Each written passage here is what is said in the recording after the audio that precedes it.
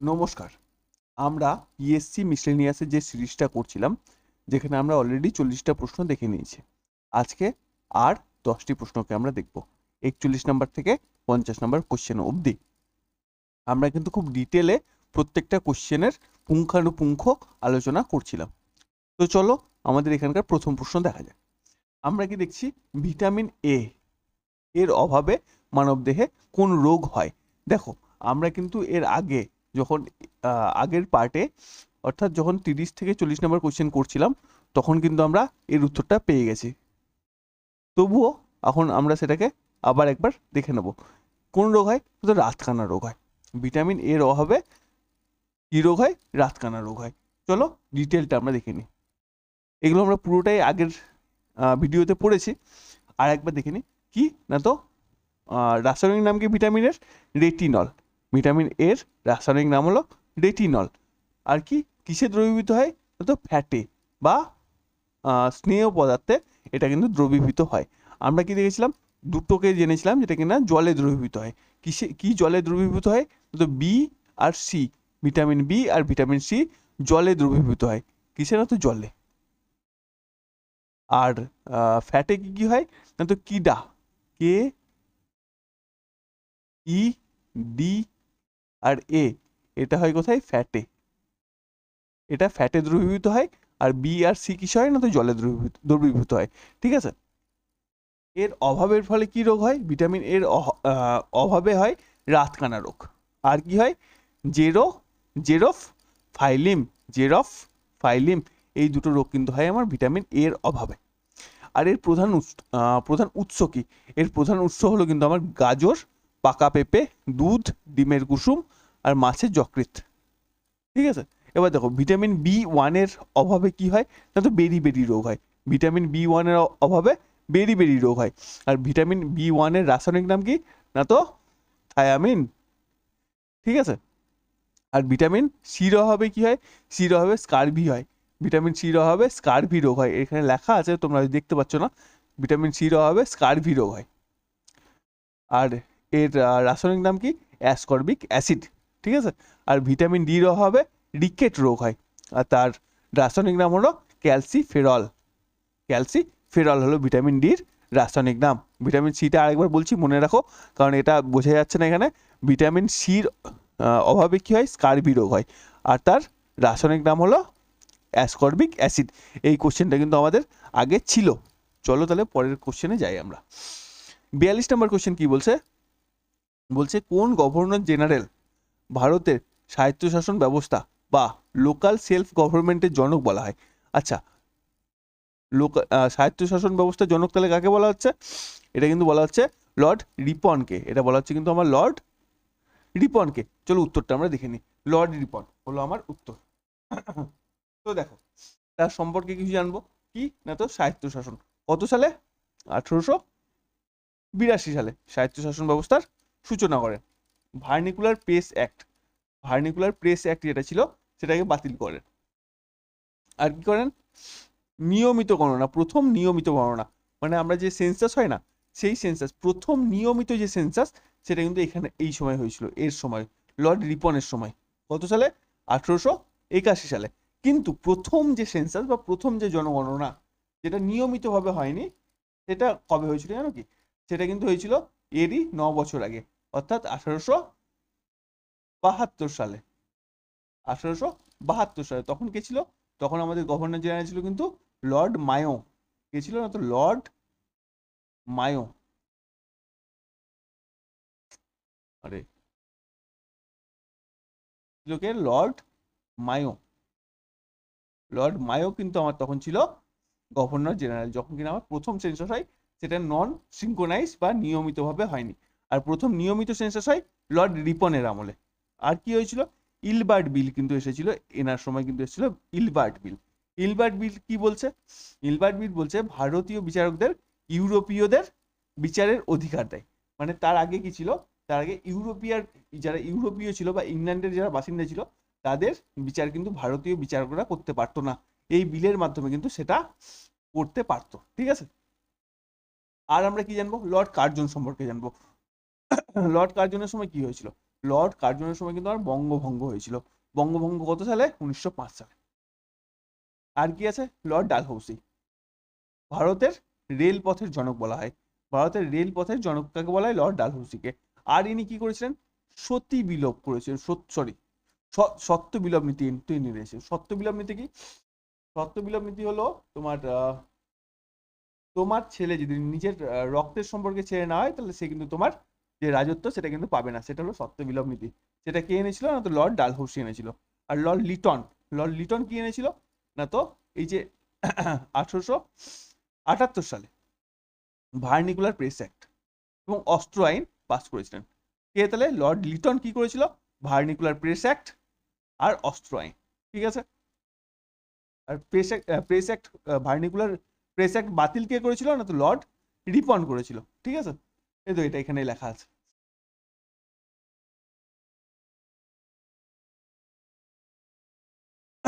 বলছে সূর্য থেকে পৃথিবীতে তাপ আসতে কোন পদ্ধতিতে পৌঁছায়?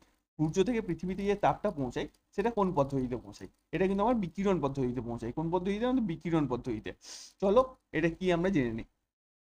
দেখো, বিকিরণ পদ্ধতিতে তাপ সঞ্চালনের জন্য কোনো জড় মাধ্যমের প্রয়োজন হয় না। অর্থাৎ অর্থাৎ তাপকে ধরো এখান থেকে সে এখানে আসবে। এটা কি? সূর্য, এটা পৃথিবী। তো এখান থেকে এখানে আসার জন্য মাঝখানে কি কোনো মাধ্যম আছে? বায়ু মাধ্যম, জল মাধ্যম বা কোনো ধরনের কোনো পদার্থ আছে কি?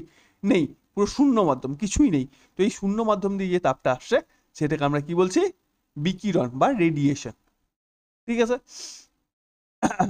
এর গতিবেগ কত? এর গতিবেগ কিন্তু আলোর গতিবেগের সমান, অর্থাৎ 3 × 10⁸ মিটার পার সেকেন্ড। ঠিক আছে।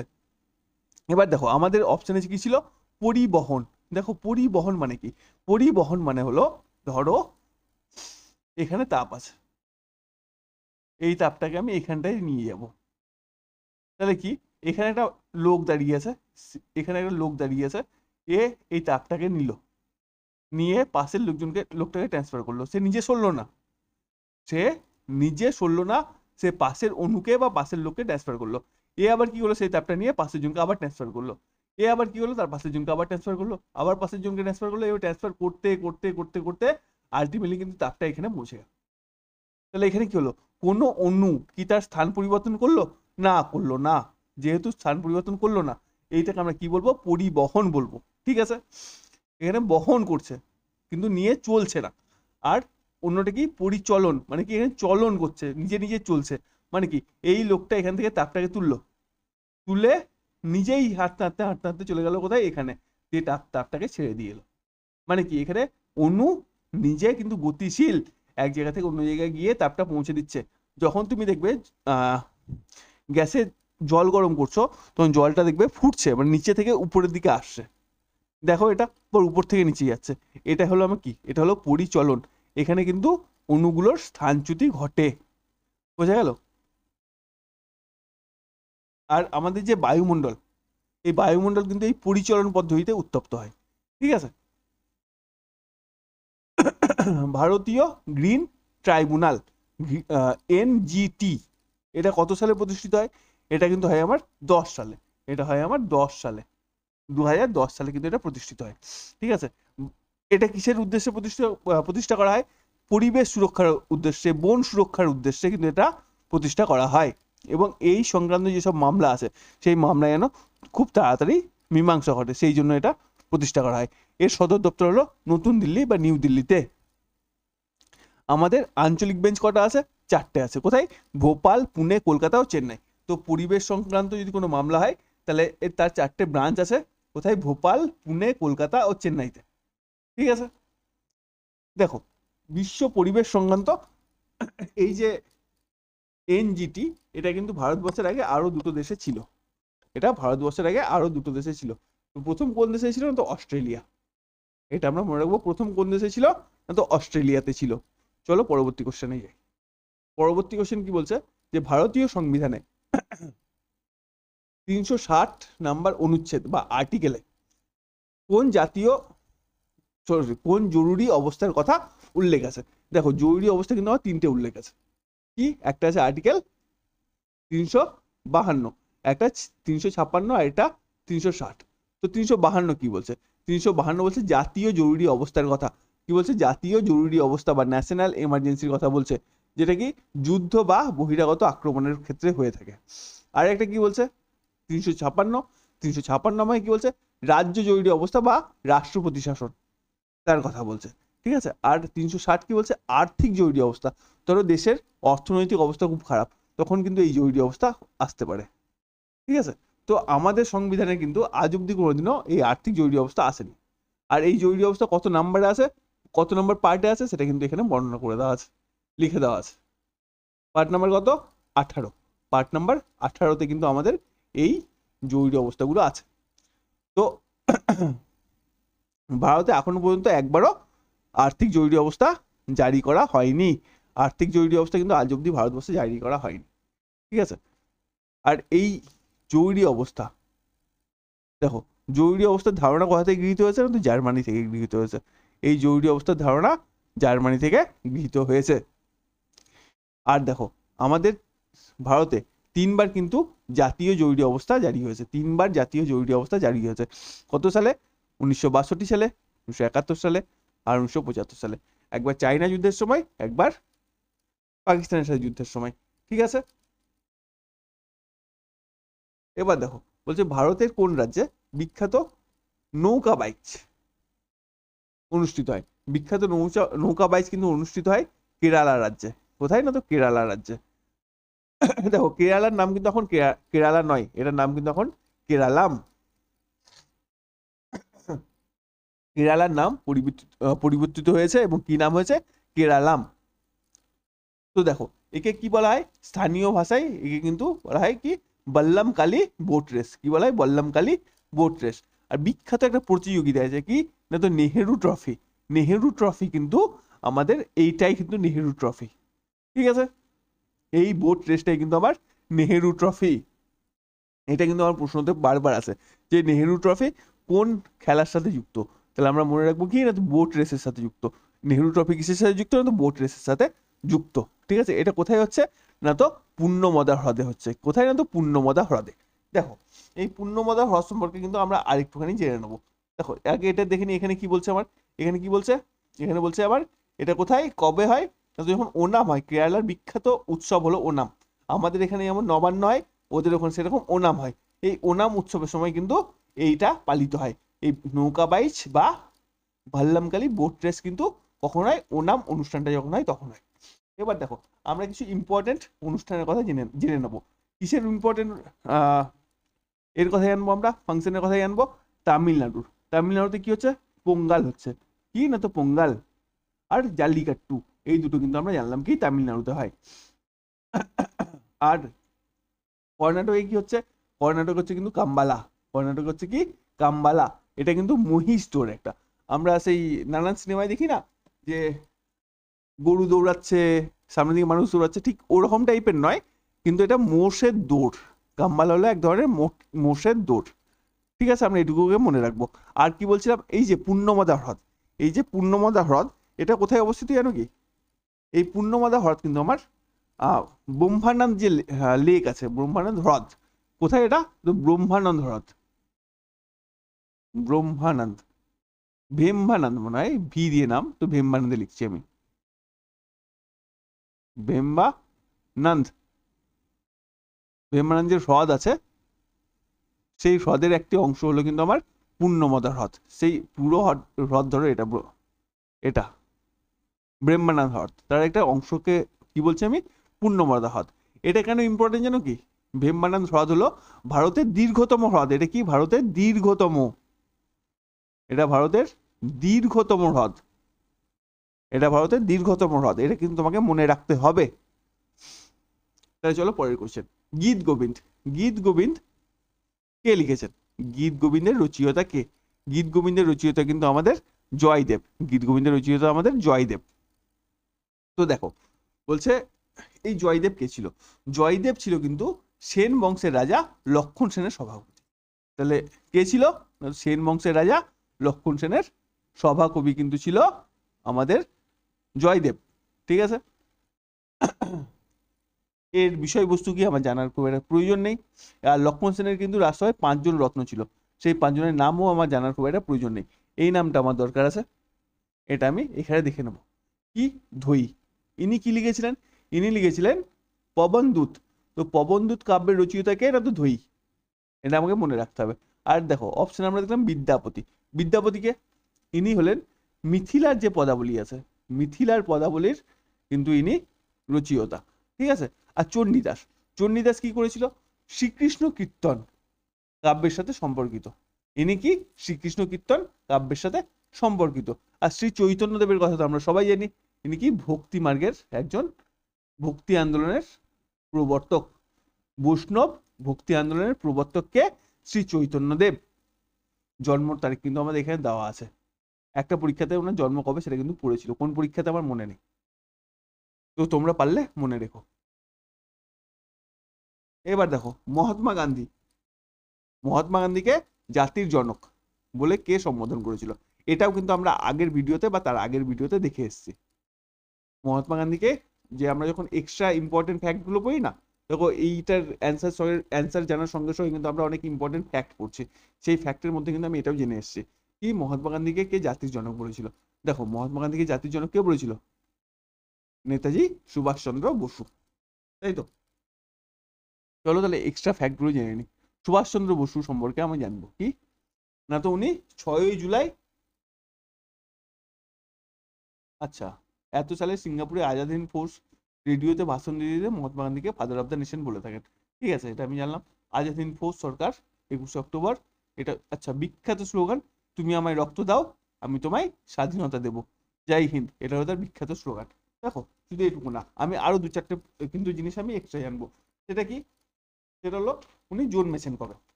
উনি জন্মেছেন 23শে জানুয়ারি 1800, এইখানটাই লিখি, 23শে জানুয়ারি, 23শে জানুয়ারি 1897, 1897 সালে, তাই তো। এই 23শে জানুয়ারি কি দিবস পালিত হয় বলতো? এটা কিন্তু আমরা হয় পরাক্রম দিবস। কি? পরাক্রম দিবস। পরাক্রম দিবস কিন্তু পালিত হয় কবে না, তো 23শে জানুয়ারি, ঠিক আছে। আর দেখো, আর ওনার অটোবায়োগ্রাফি, ওনার কিন্তু অটোবায়োগ্রাফিটা কিন্তু কমপ্লিট না, এটা কিন্তু আনফিনিশড অটোবায়োগ্রাফি, নিজেই লিখছিলেন কিন্তু সেটা ফিনিশ করতে পারেননি। কি নাম? An Indian pilgrim. An Indian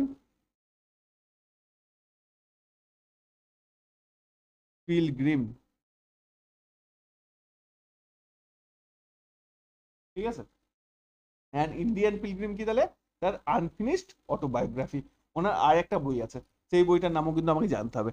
কি বইটার নাম? বইটার নাম হলো the Indian struggle. The Indian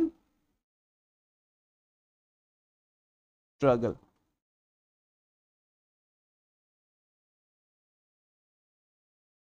হলো তো, তার দুটো বইয়ের নাম আমরা জানলাম কি কি? অ্যান ইন্ডিয়ান পিলগ্রিম, এটা কি তার? এটা তার অটোবায়োগ্রাফি, যেটা আনফিনিশড অবস্থায় আছে, তিনি শেষ করে যাননি। আর এটা কি? আর এটা হলো দ্য ইন্ডিয়ান স্ট্রাগল, ঠিক আছে। এবার দেখো এই যে মহাত্মা, আমাদের প্রশ্ন এটাই ছিল যে গান্ধীজিকে মহাত্মা উপাধি কে দিয়েছিলেন? উত্তরটা ছিল আমাদের রবীন্দ্রনাথ ঠাকুর। আগে যে প্রশ্নটা ছিল সেটাই তো, মহাত্মা এটা তো আমরা আগেই করে এসেছি। এবার দেখো, এবার গুরুদেব উপাধি, আমরা কবিগুরুকে গুরুদেব বলে থাকি না, তো গুরুদেব উপাধি কে দিয়েছিলেন? রবীন্দ্রনাথ ঠাকুরকে গুরুদেব বলেছিলেন কিন্তু মহাত্মা গান্ধী। আর সুভাষচন্দ্র বসুকে যে আমরা বলি না নেতাজি সুভাষচন্দ্র বোস, তো এই নেতাজি বলে কারা ডেকেছিলেন? নেতাজি বলে ডেকেছিল আমাদের জার্মানির ভারতীয় সৈন্য ও অ্যাডলফ হিটলার। তাহলে নেতাজি কে বলে ডেকেছিল না, তো জার্মানির ভারতীয় সৈন্য আর অ্যাডলফ হিটলার। এবার দেখো বলছে ড্রাই সেল। ড্রাই সেল কোন শক্তি থেকে কোন শক্তিতে রূপান্তর করে? ঠিক আছে, কোন শক্তি থেকে কোন শক্তিতে রূপান্তর করে? রাসায়নিক শক্তি থেকে বিদ্যুৎ শক্তি। কোন শক্তি থেকে? রাসায়নিক শক্তি থেকে বিদ্যুৎ শক্তি। দেখো রাসায়নিক শক্তি থেকে বিদ্যুৎ শক্তি, এখানে কি ক্যাথোড কি অ্যানোড কি এগুলো সব তোমাদেরকে লিখে দিয়েছি, তোমরা ইচ্ছা করলে পড়ো, আর যদি জানো তো পড়ার কোনো প্রয়োজন নেই। আমরা কি আর কয়েকটা জিনিস সম্পর্কে জানবো, যেমন ডাইনামো বা জেনারেটর। এরা কি করছে? এরা যান্ত্রিক শক্তিকে বিদ্যুৎ শক্তিতে রূপান্তর করছে। ডায়নামো বা জেনারেটর কি করছে, যান্ত্রিক শক্তিকে বিদ্যুৎ শক্তিতে রূপান্তর করছে। আর একটা হলো সৌরকোষ। সৌরকোষ মানে কি, সোলার সেল। এটা কি করছে, এটা আলোক শক্তিকে বিদ্যুৎ শক্তিতে রূপান্তর করছে। আর একটা হলো ইলেকট্রিক মোটর। এটা কি, বিদ্যুৎ শক্তিকে যান্ত্রিক শক্তিতে, যাতে করে তোমার ঘরে জল উঠছে, ট্যাঙ্কিতে জল উঠছে, সেটা কি বিদ্যুৎ শক্তিকে যান্ত্রিক শক্তিতে রূপান্তর করছে। আর এটা কি, লাউড স্পিকার। আমরা এতে গান টান শুনি, দেখো কারেন্ট যদি না থাকে তাহলে কি গান চলে, ব্যাটারি লাগবে, না হয় ডাইরেক্ট ইলেকট্রিসিটি লাগবে, তবে না গানটা চলবে। তো এটা কি করছে, বিদ্যুৎ শক্তিকে শব্দ শক্তিতে রূপান্তর করছে। এটা হলো আজকে আমাদের লাস্ট কোশ্চেন। কি, ভারতের বৃহত্তম কৃত্রিম হ্রদ কোনটি? বৃহত্তম কৃত্রিম বলেছে, যদি কৃত্রিম না বলতো তাহলে কিন্তু উত্তরটা আমার অন্যরকম হতো। মানে কি, ম্যানমেড আর্টিফিশিয়াল লেক। কোনটি এটা? গোবিন্দ বল্লভ পান্ত সাগর। এটা হলো আমার ভারতের সব থেকে বড় কৃত্রিম লেক। তো চলো, এটা কোথায় অবস্থিত? এটা আমার উত্তরপ্রদেশে অবস্থিত। এর উপর কি বাঁধ আছে, না তো রিহান বাঁধ আছে। কি বাঁধ, না তো রিহান বাঁধ আছে কিন্তু এর উপরে। আর নামকরণটা দেখো, গোবিন্দ বল্লভ পান্ত সাগর। তো এটা কিন্তু ছিল উত্তরপ্রদেশের প্রথম মুখ্যমন্ত্রী। উত্তরপ্রদেশের প্রথম মুখ্যমন্ত্রীও লিখে দিয়েছি, উত্তরপ্রদেশের প্রথম মুখ্যমন্ত্রী গোবিন্দ বল্লভ পান্তের নামে কিন্তু এটা নামকরণ করা হয়েছে। আর দেখো, চিল্কা। চিল্কা হ্রদ, ভারতের বৃহত্তম হ্রদ হলো চিল্কা হ্রদ। ঠিক আছে, এটা কিন্তু লোনা জলের হ্রদ, অর্থাৎ স্যালাইন ওয়াটার। এটা কোথায় অবস্থিত, না তো উড়িষ্যাতে। আর কি, উলার। উলার কি, উলার হলো ভারতের বৃহত্তম মিষ্টি জলের হ্রদ। যে জলটা আমরা খেতে পারি সেই জলের হ্রদ হলো কিন্তু উলার, ভারতের বৃহত্তম। কোথায়, না তো জম্মু কাশ্মীরে অবস্থিত। আর এটা কি আছে, সম্বল লেক। এটা কোথায়, এটা হলো ভারতের বৃহত্তম লবণাক্ত জলের অভ্যন্তরীণ হ্রদ। এটা রাজস্থানে অবস্থিত। এটা অভ্যন্তরীণ মানে কি, এটাও বৃহত্তম এটাও বৃহত্তম বলছি আমরা। এটা কি, এটা হলো তোমার, এটাই সমুদ্রের পাশে অবস্থিত। এটা কোথায়, সমুদ্রের পাশে অবস্থিত। সমুদ্রের জলে কিন্তু এটা লবণাক্ত হয়েছে। আর এই সাম্বার যেটা, সেটা আশেপাশে কিন্তু কোনো সমুদ্র নেই, এর জলটা এমনি এমনি লবণাক্ত। তাই এটা কি বলছি আমি, ভারতের বৃহত্তম লবণাক্ত অভ্যন্তরীণ হ্রদ। ঠিক আছে, আজকে আমাদের প্রশ্ন এটুকুই থাকবে। আজকে আমরা কি 50টা কোশ্চেন করলাম। এটা 50 হবে গো, ও এটা 10 নম্বর না, ঠিকই আছে। আজকে আমরা কি করলাম, 50টা কোশ্চেন করলাম, এবং 50টা কোশ্চেনের পুরো ডিটেল আলোচনা করলাম। যদি তোমাদের ভিডিওটা ভালো লেগে থাকে তাহলে ভিডিওটিকে একটা লাইক করবে, আর চ্যানেলটিকে সাবস্ক্রাইব করবে, আর কমেন্ট করে জানাবে তোমাদের এর পরবর্তীতে কিসের PYQ চাই বা কি ধরনের ভিডিও তোমরা চাইছো। চলো আজকে এটুকুই থাক, পরের দিন দেখা হবে তোমাদের সাথে অন্য কোনো ভিডিওতে।